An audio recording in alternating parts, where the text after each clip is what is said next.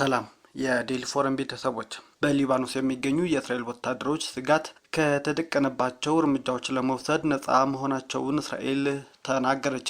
የእስራኤል መከላከያ ሚኒስትር እስራኤል ካትስ እሁድ ዕለት እንዳስታወቁት ከሆነ ጦራቸው በሊባኖስ ያለው ስጋት ለማስወገድ ያለ ገደብ እርምጃ ለመውሰድ ነፃ መሆኑን ተናግረዋል። ወታደሮቹም እስራኤል የጸጥታ ቀጠና በምትለው ስፍራ ላይ እንዳሉም ነው ካትስ ያረጋገጡ። አርብ ዕለት በእስራኤልና በሂዝቦላ መካከል የተኩስ አቁም ቢደረስም ቅዳሜ ጦሩ በሊባኖስ ላይ ጥቃት ፈጽሞ 20 ሰዎችን መግደሉን የሊባኖስ የዜና ወኪል አረጋግጧል። እስራኤል ጥቃቱ የተፈጸመው ሂዝቦላ ከደቡባዊ ሊባኖስ ተወንጫፊ ሮኬት በመተኮስ መሆኑን ነው የተናገረው። የእስራኤል ባለስልጣናት ጥቃቱ የተፈጸመው በሂዝቦላ ኢላማዎች ላይ መሆኑንም ነው እየተናገሩ ያሉት። የኢራን ባለስልጣናት ግን በስዊዝርላንድ የተጀመረው ንግግር ማዕከላዊ ነጥብ ሊባኖስ እንደምትሆንም ተናግረዋል። የእስራኤል ወታደሮች በደቡባዊ ሊባኖስ የሚገኙ አካባቢዎች ወረው ይዘዋል። ሂዝቦላ በሊባኖስ የሚገኝ የእስራኤል ወታደሮች የመዋጋት መብት እንዳለው አስታውቆ ወደ ሰሜናዊ እስራኤል ግን ጥቃቶች እንደማይፈጽም አረጋግጧል። ካትስ በበኩላቸው ጦራቸው በደቡባዊ ሊባኖስ የደህንነት ቀጠናዎች ሲሉ በሰየሟቸው አካባቢዎች እስራኤል እንደምትቆይም ነው የተናገሩት። አገራቸው ይህንን እርምጃ የምትወስደው በሰሜናዊ እስራኤል የሚኖሩ ማህበረሰቦችን ለመከላከል መሆኑንም ነው እየተናገሩ ያሉት። ሁሉም ጦሩ በዘመቻው ያስመዘገባቸው ድሎች አሉ። በሊባኖስ የደህንነት ቀጠናው ተብለው በተለዩ አካባቢዎች ወታደሮቻችን ይሰማራሉ። እዚያም ሆነው በአሸባሪው ብለው በጠሩት መሰረተ ልማቶች ላይም እርምጃ ይወስዳሉ ሲሉም ነው እስራኤል ካትስ በመግለጫቸው ያስታወቁት። የኢራኑ ፕሬዝዳንት የሀገሪቱ ወታደራዊ አዛዦች በሙሉ ድምፅ ድርድሩን መደገፋቸው ተናገሩ። የኢራን ፕሬዝዳንት ማሱድ ፔዜሽኪያን በጠቅላይ ብሔራዊ የጸጥታ ምክር ቤት ሁሉም አባላት ለድርድር ድምፅ መስጠታቸው ተናግረዋል። የኢራኑ ፕሬዝዳንት ከቴህራን ዩኒቨርሲቲ ፕሮፌሰር ጋር በነበራቸው ስብሰባ ሁሉም የጦር አዛዡና የደህንነት ምክር ቤት አባላት ከአሜሪካ ጋር ለመደራደር ድምጻቸውን መስጠታቸውን ተናግረዋል።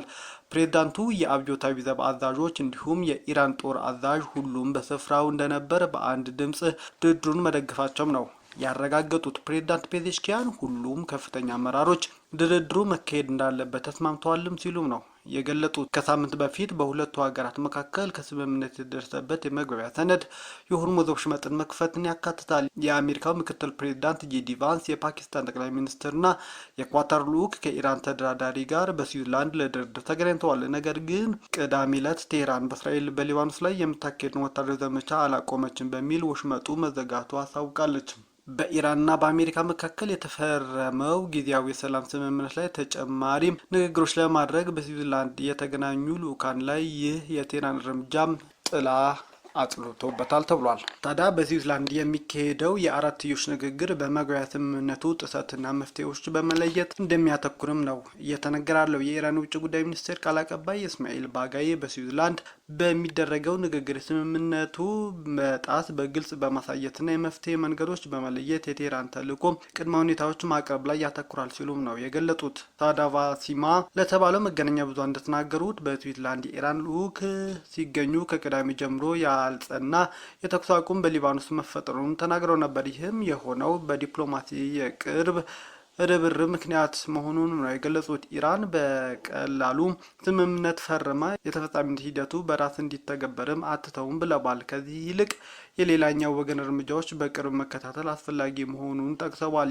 የተገቡ ቃል ኪዳኖች መፈጸማቸውን ለማረጋገጥ ሁሉን መንገዶች እንጠቀማለን ብለዋል። ቃል በቃል ያሉት ይህ መመሪያ ያለፉ ጉዳዮች ላለመድገም አስፈላጊ ነው ሲሉም ነው ያከሉት። እስማኤል ባጋይ የስዊዝርላንድ ንግግር ለአንድ ቀን የሚቆይና ይራዘማል ተብሎም እንደሚጠበቅም ገልጸዋል። ከዚሁ ጋር በተያያዘ ኢራን ሆርሙዝን እንደዘጋች ብታሳውቅም ከአሜሪካ ጋር ግን በስዊዝርላንድ ንግግር እያደረገች ነው።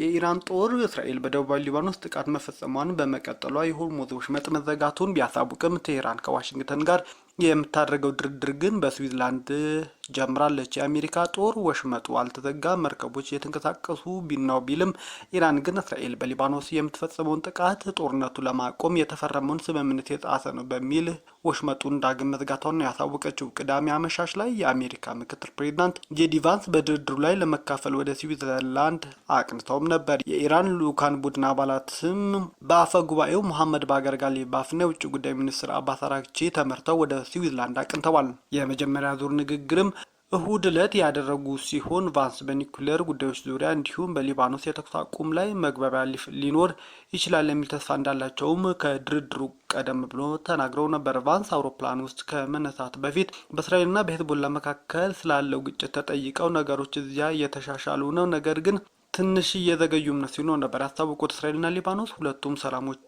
ሁለቱም ሰላማቸውና ደህንነታቸው የተጠበቀ መሆኑን ለማረጋገጥ ያለመቋረጥ መነጋገር ያለባቸው ይሆናል። የዚህ ዓላማ በመሰረቱ ያ ነው፣ መላው ቀጠና ሰላማዊና ደህንነት የተጠበቀ እንዲሆን ማድረግ ነው ብለዋል። የኢራን ውጭ ጉዳይ ሚኒስቴር እስማኤል ባጋይ አገራቸው ሌላው ወገን ግዴታውን ሙሉ ለሙሉ እንዲወጣ ትፈልጋለች ብለዋል። የፓኪስታን ውጭ ጉዳይ ሚኒስትር ሼህባዝ ሻሪፍ በንግግር ላይ እንደሚሳተፉ ጽህፈት ቤታቸው ቢቢሲ አረጋግጦ የነበር ሲሆን በንግግሩም አሁን እየተሳተፍ ነው። ፓኪስታን በኢራንና አሜሪካ መካከል የሚካሄደውን ድርድር በማሸማገል እየተሳተፈች ሲሆን ከዚህ በፊት የተካሄዱ ድርድሮች ኢስላማባድ ስታስተናግድም ነበር። በዚህ ሳምንት የአሜሪካ ፕሬዚዳንትና የኢራን አቻቸው ጦርነቱን ለማቆም የሚያስችል 14 ነጥቦች የያዘ የመግባቢያ ሰነድ ላይ በኦንላይን ወይም በኤሌክትሮኒክ ፊርማቸው አኑረዋል። ስምምነቱ ወዲያውኑ ተግባራዊ መሆን እንደሚጀምርና ተጨማሪ ድርድር በሚቀጥሉ 60 ቀናት ውስጥ እንደሚደረግም ነው ሰነዱ ያተተው። የስምምነቱ እንቅፋት የሆነው በእስራኤልና በሄዝቦላ መካከል እየተካሄደ ያለው ግጭትም ነው። ቅዳሜ ዕለትም እስራኤል በሊባኖስ በፈጸመችው ጥቃት ቢያንስ ወደ 47 ሰዎች ሳይገደሉ እንዳልቀረ ነው የሊባኖስ ጤና ሚኒስቴር እያስታወቀ ያለው። የእስራኤል መከላከያ ሚኒስቴር በበኩሉ 80 የሄዝቦላ ኢላማዎችና በርካታ አባሎችን መደምሰሱን ነው ይፋ እያደረገ ያለው። ጦሩ አክሎም 4 ወታደሮች መገደላቸውንም አስታውቋል። አሜሪካና ኢራን መስማማታቸው ይፋ ካደረጉ ጊዜ ጀምሮ ሄዝቦላና እስራኤል አንዳቸው በሌላኛቸው ላይ ጥቃት በተደጋጋሚ እየፈጸሙ ነው። ነገር ግን አርብ ዕለት በሁለቱ ሀገራት መካከል ስምምነት ተደርሶ የነበረ ቢሆንም ከሰዓታት በኋላ ግን በቅዳሜው በእስራኤል ድብደባ ምክንያት ይህ የተኩስ አቁም ስምምነት ተጥሷል።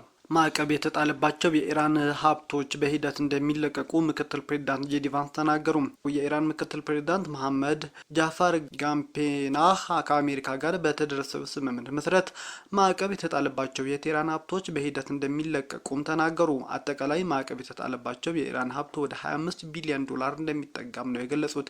ከኢርና ጋር ባደረጉት ቃለ ምልልስ እንደገለጹት ከሆነ የኢራን ፓርላማ አፈ ጉባኤ መሐመድ ባጋር ጋሊባፍና ሌሎችም ተደራዳሪዎች የቴህራን ሀብት እንዴት እንደሚለቀቅ ከውሳኔ ላይ የሚደርሱ ይሆናልን ብለዋል።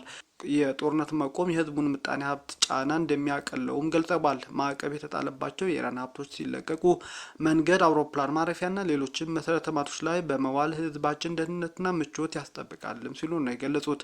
የአሜሪካው ፕሬዝዳንት ዶናልድ ትራምፕ በበኩላቸው ኢራን ወደ ድርድሩ ጠረጴዛ ያመራችው ተዳክማ ነው ሲሉም ነው የገለጹት። የተደራደር ነው ተስፋ ስለቆረጥን አይደለም፣ ኢራን ነች ተስፋ ያስቆረጠችው፣ አብቅቶላቸዋል ሲሉም ተናግረዋል።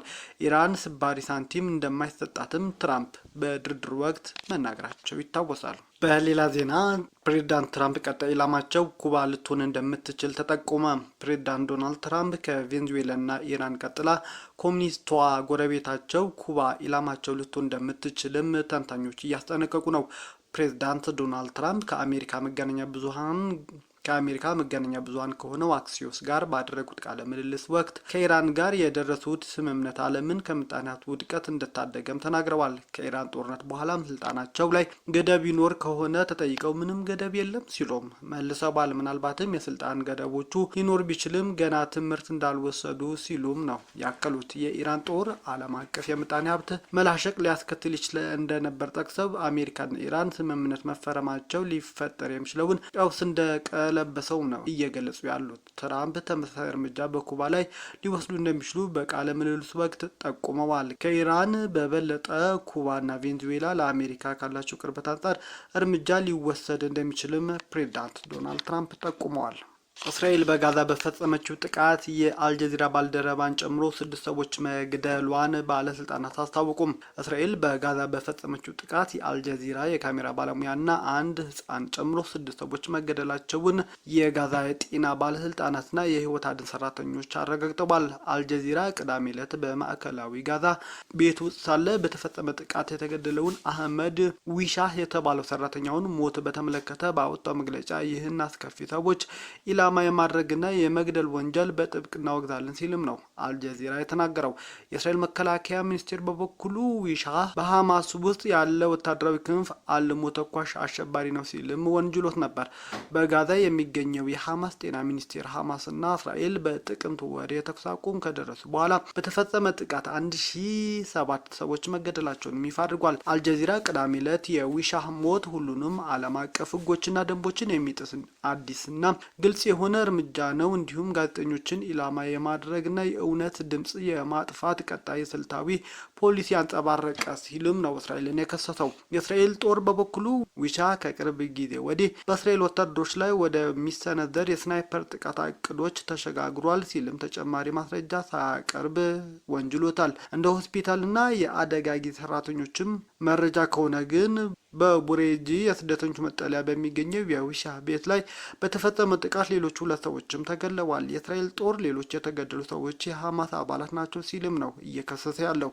የአልጀዚራ ዘጋቢ የሆነው የዊሻህ ወንድም መሐመድ ሚያዝያ ወር ላይ በተፈጸመ ጥቃትም እስራኤል ገድላዋለች። የእስራኤል ጦር በሐማስ ሮኬትና ጦር መሳሪያ ማምረቻ ዋና መስሪያ ቤት ይሰራ ነበር ሲል ያለ ተጨማሪ ማስረጃም ነው የገደለው። ይህ በእንዲህ እንዳለ በጋዛ ከተማ ሳብራ በሚባል አካባቢ 4 የቤተሰብ አባላት ቤታቸው ላይ በተፈጸመ ጥቃት መገደላቸውን በአቅራቢያው የሚገኙ ሆስፒታል የሲቪል መከላከያና ቤተሰቦች ተናግረዋል።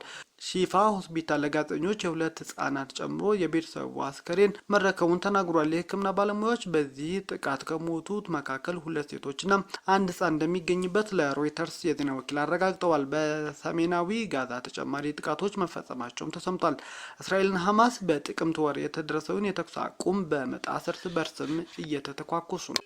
በአሜሪካ ካናዳና ሜክሲኮ አዘጋጅነት እየተካሄደ የሚገኘው የ2026 የዓለም ዋንጫ ተከትሎ 11 የኢራን ብሔራዊ ቡድን አባላት የአሜሪካ ቪዛ መከልከላቸው ተነገረ። የኢራን ብሔራዊ ቡድን ከቤልጅየም ጋር ለሚያደርገው ግጥሚያ ወደ አሜሪካ ሊጓዝ የነበሩ 11 የቡድን አባላት ቪዛ መከልከላቸው ተሰምቷል። የኢራን መገናኛ ብዙኃን የሀገሪቱ እግር ኳስ ፌዴሬሽን ዋና ጸሐፊን ጠቅሰው እንደዘገቡት ለሁለተኛ ጊዜ ቪዛ ተከልክለዋል። የተወሰኑ የቡድኑ መሪዎች እንደጠበቅነው ለሁለተኛ ጊዜ ቪዛ ተከልክለዋል። ቪዛ ባለማግኘታቸው ከቤልጅየም ጋር በሚደረገው ጨዋታ ወቅት አይኖሩም ማለት ነው ብለዋል የኢራን እግር ኳስ ፌዴሬሽን። ዋይት ሀውስ ባወጣው መግለጫ ግን በዓለም ዋንጫ በሚሳተፈው የኢራን ብሔራዊ ቡድን ላይ የቪዛ ክልከላ ለመጣል ታስቧል። የፕሬዝዳንት ትራምፕ ጽህፈት ቤት የዓለም ዋንጫ ግብረ ኃይል ዋና ጸሐፊ እንድሪው ጂሊያኒም እንደተናገሩት ሎስ አንጀለስ ከተካሄደ ጨዋታ በኋላ የኢራን ብሔራዊ ቡድን ወደ ሜክሲኮ ቲጁዋና እንደሚመለስ ከስምምነት ተደርሷል። በሲያትል የሚካሄደውን ቀጣይ ጨዋታ በተመለከተ የደህንነት ጉዳዮች ከግምት ገብተው ግምገማ እየተካሄደ መሆኑን አክሏል። የኢራን እግር ኳስ ፌዴሬሽን ከዚህ ቀደም ለቢቢሲ እንደገለጸው የቪዛ ክልክላዎቹ ለዓለም ዋንጫ እኩል እድል መሰጠት ያማከለ አይደለም ብሏል። ክልክላዎቹ ቡድኑ ላይ አሉታዊ ጫና እንደሚያሳድርና ለፊፋ ይፋዊ ቅሬታ እንደሚያቀርብም ፌዴሬሽኑ አስታውቋል። ቤተሰቦቻችን ዜናዎቻችን ከወደዳችሁ ላይክ አድርጉ፣ ለሌሎች ተደራሽ እንድንሆንም ሼር አድርጉ። አዲስ የሆናችሁ ደግሞ ሰብስክራይብ በማድረግ ቤተሰብ ይሁኑም። ሰናይ ጊዜ